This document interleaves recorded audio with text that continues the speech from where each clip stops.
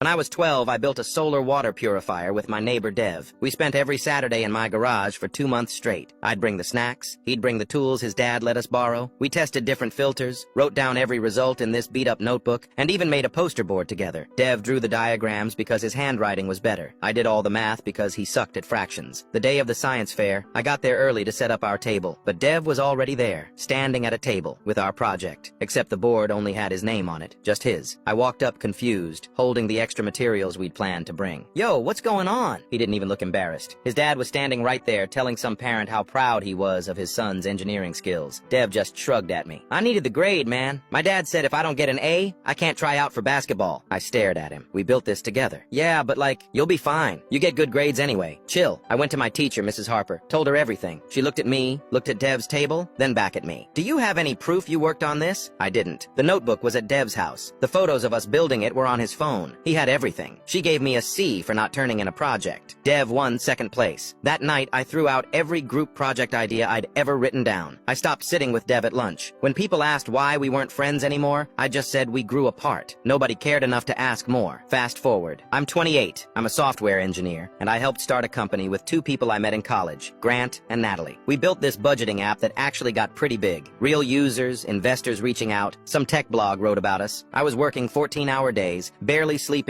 living off energy drinks and whatever leftover pizza was in the office fridge. One night, Grant texts me, says we should have a business dinner at his place. Talk strategy, next steps, whatever. I show up with a 6-pack and some ideas for new features. There's a whole VC team in his living room. They're sitting around his coffee table with laptops open, talking about funding and equity splits and growth projections. I walk in and nobody even introduces me. I stand there holding beer like an idiot while they keep talking. Grant finally notices me. "Oh, hey man, come in. We're just going over some stuff." I sit down, wait for him to explain. He doesn't. Natalie slides a folder across the table. Inside are documents. Legal stuff. Stuff I didn't remember signing, but apparently I did. Months ago when we were just getting started and I didn't think to read every line. I wasn't a co-founder anymore. I was listed as a freelance contractor. They'd filed everything weeks ago, just never mentioned it. "Look," Grant said, leaning back like this was all super reasonable. "You're amazing at building things, but you're not great with presentations. Investors want a face they connect with. This way, everyone wins." He handed me a check, $5,000, to keep things clean. "We good?" I didn't say anything. I just left. I didn't sleep for 3 days straight. I kept reading those documents over and over, trying to find something I could use. I thought about getting a lawyer, but I couldn't afford one. I told a few people what happened. Most didn't care. Some said I should have read the paperwork. One guy laughed and said that's just how startups work. Grant and Natalie got written up in Forbes under 30. I got nothing.